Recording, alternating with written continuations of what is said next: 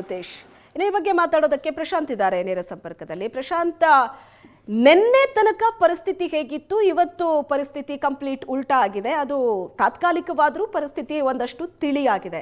ಹೈಕಮಾಂಡೇ ಕೊಟ್ಟಂತಹ ಟಾಸ್ಕ್, ಆದರೆ end result ಏನು ಬರುತ್ತೆ ಅನ್ನುವಂಥ ಕುತೂಹಲ ಹೈಕಮಾಂಡ್ಗೂ ಕೂಡ ಇತ್ತು. ಈಗ ಸದ್ಯದ ಮಟ್ಟಿಗೆ ಹೈಕಮಾಂಡ್ ಕೈ ಮೇಲಾಗಿದೆ ಅನ್ಬೋದಾ? ಶ್ವೇತಾ, ನೋಡಿ, ಹೈಕಮಾಂಡ್ ಇರ್ತಕ್ಕಂಥ ರಾಷ್ಟ್ರೀಯ ಪಕ್ಷಗಳಲ್ಲಿ ಇದೊಂದು ಅಪರೂಪದ ಘಟನೆ. ರಾಷ್ಟ್ರೀಯ ಪಕ್ಷಗಳಲ್ಲಿ ಯೂಶುವಲಿ ಏನಾಗುತ್ತೆ, ಎರಡು ಬಣಗಳ ನಡುವೆ ತಿಕ್ಕಾಟಗಳು ಸಂಭವಿಸಿದಾಗ ನೀವು ದಿಲ್ಲಿಗೆ ಬನ್ನಿ, ನಾವೇ ತೇಪೆ ಹಚ್ತೀವಿ ಅಥವಾ ನಾವು ಒಂದು ಸುಖಾಂತ್ಯ ಹಾಡ್ತೀವಿ ಅನ್ನೋದು ಹೈಕಮಾಂಡ್ನ ನಾಯಕರ ಒಂದು ಯೂಶುವಲ್ ಆಗಿರ್ತಕ್ಕಂಥ ಪ್ರತಿಕ್ರಿಯೆ ಇರುತ್ತೆ. ಆದರೆ ಇಲ್ಲಿ ಕಳೆದ ನವೆಂಬರ್ 20ರಿಂದ ಈ ಒಂದು ಬಿಕ್ಕಟ್ಟು ತಿಕ್ಕಾಟ ಬಹಿರಂಗವಾಗಿ ಶುರುವಾದ ನಂತರ ಹೈಕಮಾಂಡ್ ಎಲ್ಲೂ ಕೂಡ ಮಧ್ಯಪ್ರವೇಶಕ್ಕೆ ಹಿಂದೇಟು ಹಾಕ್ತಾ ಇತ್ತು. ಅಂದರೆ ನಾವು ಮಧ್ಯಪ್ರವೇಶ ಮಾಡಿದರೆ ಇದು ಇನ್ನಷ್ಟು ಉಲ್ಬಣ ಆಗುತ್ತಾ, ನಾವು ಮಧ್ಯಪ್ರವೇಶ ಮಾಡಿದರೆ ನಾಳೆ ಇದಕ್ಕೆ ಬ್ರೇಕ್ ಹಾಕ್ಲಿಕ್ಕೆ ಸಾಧ್ಯ ಆಗದೆ ಹೋದರೆ, ನಾವು ಮಧ್ಯಪ್ರವೇಶ ಮಾಡಿದರೆ ದಿಲ್ಲಿಯಲ್ಲಿ ಇದೊಂದು ರೀತಿ ಎಕ್ಸ್ಪ್ಲೋಸಿವ್ ಆಗಿ, ಅಂದರೆ ಎಕ್ಸ್ಪ್ಲೋಸಿವ್ ಇನ್ ದ ಸೆನ್ಸ್ ಇವತ್ತು ಹೆಂಗೊಂದು ಕಂಟ್ರೋಲ್ಡ್ ಆಗಿರ್ತಕ್ಕಂಥದ್ದಿತ್ತು, ಅದು ದಿಲ್ಲಿಯಲ್ಲಿ ಆಗಲಿಕ್ಕಿಲ್ಲ ಅಂತಕ್ಕಂಥ ಆತಂಕ ಹೈಕಮಾಂಡ್ಗಿತ್ತ, ಅಥವಾ ರಾಹುಲ್ ಗಾಂಧಿ ಇದರ ಬಗ್ಗೆ ಅಪ್ಲಿಕೇಶನ್ ಮೈಂಡ್ ಮಾಡಲಿಕ್ಕೆ ತಯಾರಿರಲಿಲ್ವ? ಈ ಎಲ್ಲ ಕಾರಣಗಳು ಸ್ಪಷ್ಟವಾಗಿ ಗೋಚರಿಸ್ತಾ ಇವೆ. ಅಂದರೆ ಇಲ್ಲಿ ಹೈಕಮಾಂಡ್ ಕೈ ಮೇಲಾಗಿದೆ ಅಂತಕ್ಕಂಥದ್ದನ್ನು ಹೇಳಿದರೂ ಕೂಡ ಈ ಒಂದು ಸಮಸ್ಯೆ 2.5 ವರ್ಷಗಳ ನಂತರ ಬರುತ್ತೆ ಅಂತ ಗೊತ್ತಿದ್ದರೂ ಕೂಡ ಹೈಕಮಾಂಡ್ಗೆ ಇದನ್ನು ನಿಯಂತ್ರಿಸುವಲ್ಲಿ, ಇದನ್ನು ಬ್ಯಾಲೆನ್ಸ್ ಮಾಡುವಲ್ಲಿ, ಅಥವಾ ಇದರಲ್ಲಿ ಏನೋ ಅಪ್ಲಿಕೇಶನ್ ಆಫ್ ಮೈಂಡ್ ಮಾಡಿ ನಾವು ಈ ನಿರ್ಣಯವನ್ನು ತೆಗೆದುಕೊಳ್ತೀವಿ ಅಂತ ಹೇಳುವಲ್ಲಿ ಕಾಂಗ್ರೆಸ್ ಹೈಕಮಾಂಡ್ ವಿಫಲ ಆಯಿತಾ? ಯಾಕಂದರೆ ರಾಷ್ಟ್ರೀಯ ಪಕ್ಷಗಳಲ್ಲಿ ಯಾವತ್ತೂ ಈ ರೀತಿಯ ಘಟನೆಯನ್ನು ನಾನಂತರೂ ನೋಡಿಲ್ಲ. ಮುಖ್ಯಮಂತ್ರಿ ಉಪಮುಖ್ಯಮಂತ್ರಿಗಳು ಇವತ್ತೊಂದು ರೀತಿ ದ್ವಿಪಕ್ಷೀಯ ಮಾತುಕತೆಯ ರೂಪದಲ್ಲಿ ಒಂದೇ ಪಾರ್ಟಿಯ ಮುಖ್ಯಮಂತ್ರಿ ಮತ್ತು ಉಪಮುಖ್ಯಮಂತ್ರಿಗಳ ನಡುವೆ ಚರ್ಚೆ ನಡೀತು.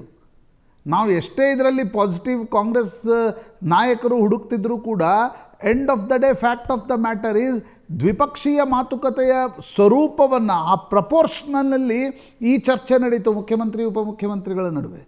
ಅಂದರೆ ಉಪಮುಖ್ಯಮಂತ್ರಿಗಳು ಮುಖ್ಯಮಂತ್ರಿಗಳ ನಡುವೆ ಮಧ್ಯೆ ಬ್ರೇಕ್ಫಾಸ್ಟ್ ಆಗ್ತಕ್ಕಂಥದ್ದು ಸಾಮಾನ್ಯ ಪ್ರಕ್ರಿಯೆ ಅಲ್ವಾ ಶ್ವೇತಾ? ಆದರೆ ಇವತ್ತು ನಡೆದ ರೀತಿ ನೋಡಿದರೆ ಮುಖ್ಯಮಂತ್ರಿಗಳು ಉಪಮುಖ್ಯಮಂತ್ರಿಗಳು ಟಾಕಿಂಗ್ ಟರ್ಮ್ಸ್ನಲ್ಲಿಲ್ಲ, ಟ್ವಿಟರ್ ಮೂಲಕ ಚರ್ಚೆ ಮಾಡ್ತಾ ಇದ್ದಾರೆ.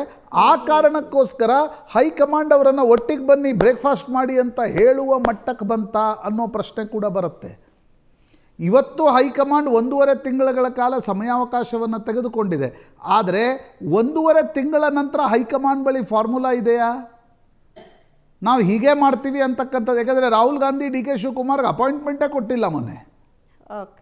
ಹೀಗಿರುವಾಗ ಹೈಕಮಾಂಡ್ನ ಹಿಂದೇಟು, ಅಥವಾ ಹೈಕಮಾಂಡ್ ಗಾಂಧಿ ಕುಟುಂಬ ಸ್ಪೆಸಿಫಿಕಲಿ ಏನೂ ಬ್ಯಾಲೆನ್ಸ್ ಮಾಡಲಿಕ್ಕೆ ಸಾಧ್ಯ ಆಗದೇ ಇದ್ದಾಗ ಕೆ.ಸಿ. ವೇಣುಗೋಪಾಲ್ ಮತ್ತು ಮಲ್ಲಿಕಾರ್ಜುನ್ ಖರ್ಗೆ ಹುಡುಕಿರ್ತಕ್ಕಂಥ ಮಧ್ಯಮ ಮಾರ್ಗ ಇದು ಅಂತ ನನಗನ್ಸುತ್ತೆ. ಓಕೆ, ಒಟ್ಟಿನಲ್ಲಿ ಎಲ್ರಿಗೂ ಟೈಮ್ ಬೇಕಿತ್ತು. ಈಗ ಈ ಪರಿಸ್ಥಿತಿ ಇಷ್ಟು ಹದಗೆಟ್ಟಿತ್ತು, ಇಲ್ಲೂ ಒಂದು ಟೈಮ್ ಕೊಡಬೇಕಾಗಿತ್ತು. ಹೈಕಮಾಂಡ್ಗೂ ಟೈಮ್ ಬೇಕಿತ್ತು, ಸಿಎಂ ಡಿ ಸಿ ಎಂಗೂ ಒಂದು ಟೈಮ್ ಕೊಡೋಣ.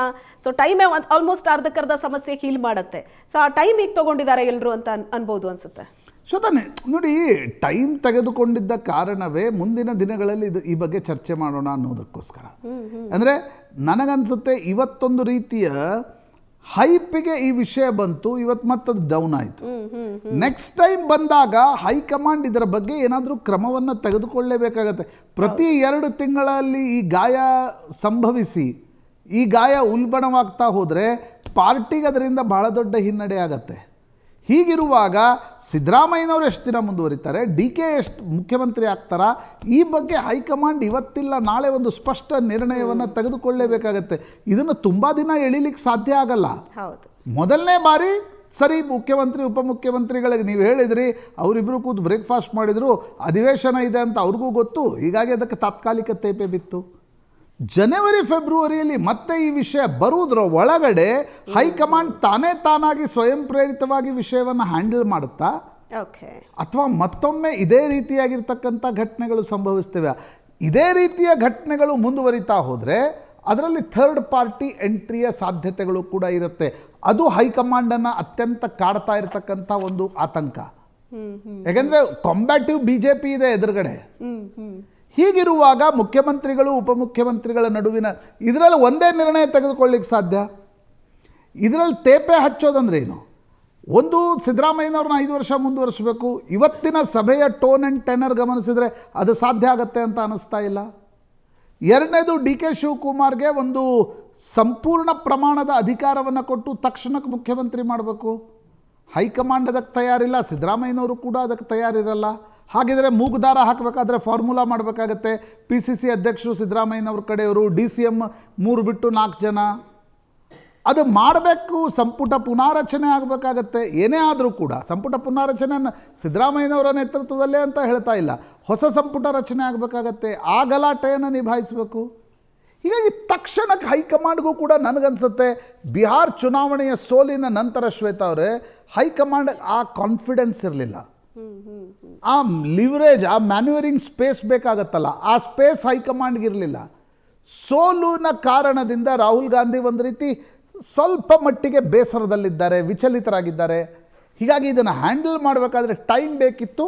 ಹೈಕಮಾಂಡ್ ಇಬ್ಬರ ಸಭೆಯನ್ನು ಬೆಂಗಳೂರಿನಲ್ಲೇ ನಡೆಸಿ ಇಬ್ಬರಿಗೂ ಬ್ರೇಕ್ಫಾಸ್ಟ್ ಮಾಡುವಂತೆ ಹೇಳಿ ಆ ಟೈಮ್ ಬೈ ಮಾಡಿದೆ. ಬಟ್ ಟೈಮ್ ಬೈ ಮಾಡಿದೆ ಅದರ ಅರ್ಥ ಇದು ಮತ್ತೆ ಬರಲ್ಲ ಅಂತಿಲ್ಲ.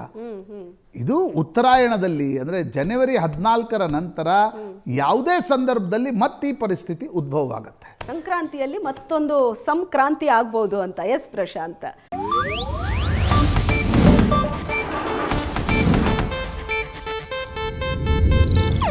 ಇದು ಏಷ್ಯಾನೆಟ್ ನ್ಯೂಸ್ ನೆಟ್ವರ್ಕ್ ಪ್ರಸ್ತುತಿ.